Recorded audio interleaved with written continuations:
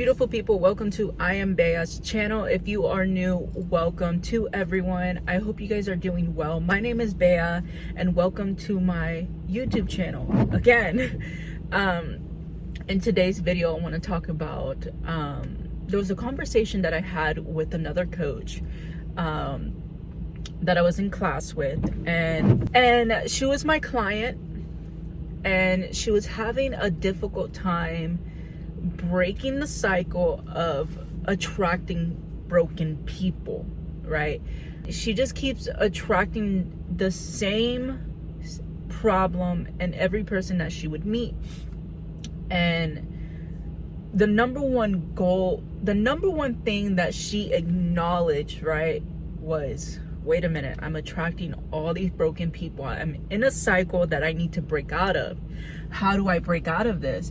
I'm having such a hard time because I'm a fixed person. I want to fix these people, but I'm noticing that every time I try to fix these people, I only hurt myself.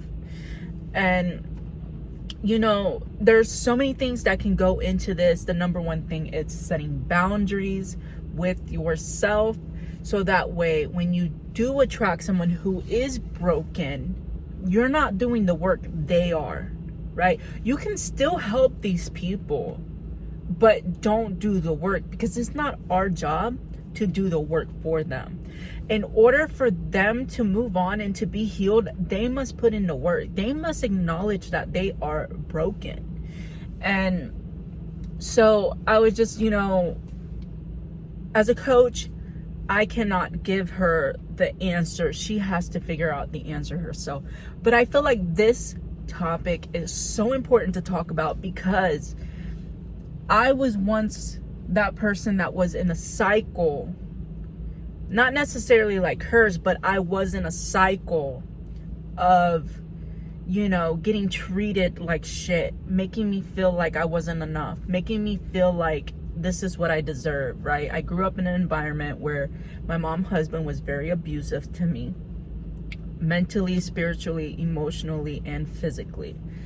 And I just couldn't comprehend why my mom would be with someone like this, who was abusive towards her kids, more so my older brother and me. And so I remember I made a comment to her, and I was just like, I just don't understand how you could be with someone like this who's an alcoholic and abusive. And I don't necessarily remember what she said to me, but she basically said, once you're older, you'll get with someone like this. And I remember saying, no, I'm not. Like, why would I want to be with someone who's abusive like that? And I didn't realize it until after I got out of the marriage that I attracted the same kind of person in a female form. And that disturbed me so much, because I was just like, I was so focused on what I didn't want that I attracted what I went through as a child, and I got it out of a relationship. And so once I left that marriage, I really just sat with myself and really like went over everything. And I'm like, what is it that I need to break out of the cycle that I was in, right?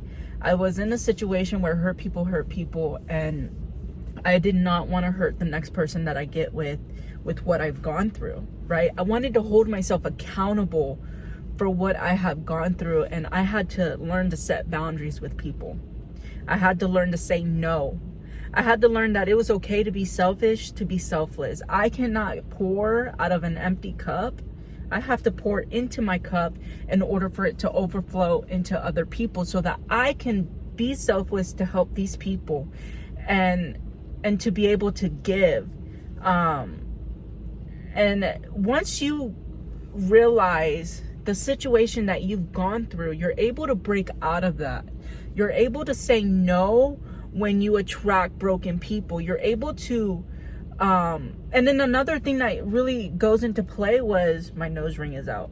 Another thing that does go into play is learning how to give yourself love, right? Self-love is the number one key to experiencing that unconditional love, to experience that love you've never experienced. Because if you were to just jump in into that genuine love, you would run, because you don't know what that feels like. You don't understand it, right? People who's been hurt time after time after time will run once they experience genuine love. I understand that, because, you know, when I was giving that love to my girlfriend, she ran because she never experienced that.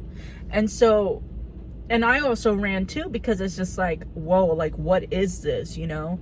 But once you give yourself that love, you start to become familiar with what that love feels like. You start to become familiar with the peace that you give yourself. And anyone who tries to disrupt that peace, you're able to easily cut them off, because you don't want to be around that anymore. You don't want to surround yourself by drama, by a lot of people. You just want to surround yourself by peace and love, and anything that comes with calmness, because we were so used to running off of survival mode that that's all we know from people, right? Running off of survival mode from people is what we're familiar with, and we just want to stay around that because that's what we know. When it comes to things that you don't know, you run from that, because your brain only knows past events. Your brain only knows what was. Because you were running off of survival mode and, you know, fight or flight mode, that's all your brain knows. So when someone else comes with that, you're like, oh, I recognize that behavior. I've been through it. So that's what I'm going to settle for. Because that's what I did. I settled for less. And when I came to a realization that I don't have to settle for less, I can have more, I can be more than what these people had told me I am, I grew from that. I no longer, my tolerance for people's bullshit is so low that I will not argue with people. You're right, I'm wrong. I really don't care. I'll let you believe you're right, even though I know you're wrong, but I'm not going to sit here and go back and forth with you, because the energy that you're trying to take from me, it doesn't belong to you. So you start to really understand yourself as well. Because, I mean, you get lost in trying to fix other people. You get lost in you get lost in taking other people's burdens. And so this past year, me and my girlfriend, like, we have been there for each other, right? But when we talk about things, it's not saying, here's my problem, fix it. No, this is the situation that I'm going through. I don't know how to move from it.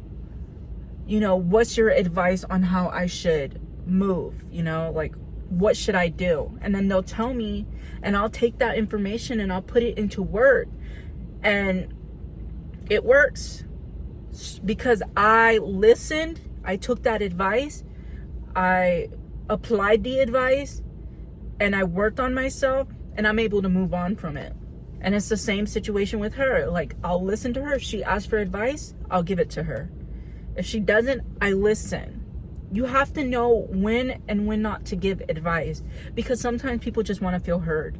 When they feel heard, that's a part of their healing too. We're so quick to want to give people advice if they're not asking for it. You give them advice, they're not going to take it because they didn't ask for it. So there's a time and place of when and when not to give advice.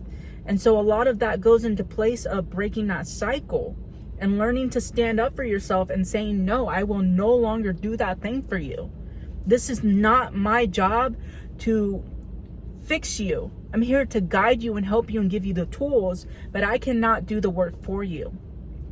And it's like I said it's like what I've said in previous videos. You can pray to God and ask for tools and assistance, but God can really not do the work for you. And so many people are quick to give their problems to God. God did not come to earth. God sent you to earth to experience life. God sent you to earth to work on yourself and to overcome, to see if you're able to push through those traumas that you've gone through. You can pray to God and ask for guidance and to bring peace. God's going to bring peace, but you must go through chaos to go to that peace. You will get tested. This is life. This is what we're here for, to experience, to explore, to learn to let go. And that's the thing, we tie ourselves to pain so much that that's all we know. But if the minute that you let go of that pain is the minute that you start to experience peace, you start to experience, a new life, because you're allowed to start over as much as you want, but you need to evolve or you're going to repeat. Evolve, break through that cycle to get to the next level, or you're going to repeat it, whether you're going to keep repeating until the day you die and then into your next lifetime. The thing is, we must break cycles. Any cycles that is going on in your life, break out of it to move on to the next one. It sounds so simple, easier said than done. I completely understand. You're talking to someone who's been through a bunch of shit, who healed through a bunch of shit, put in the work. I put in the work and I became better. It's really, how much better do you want to be?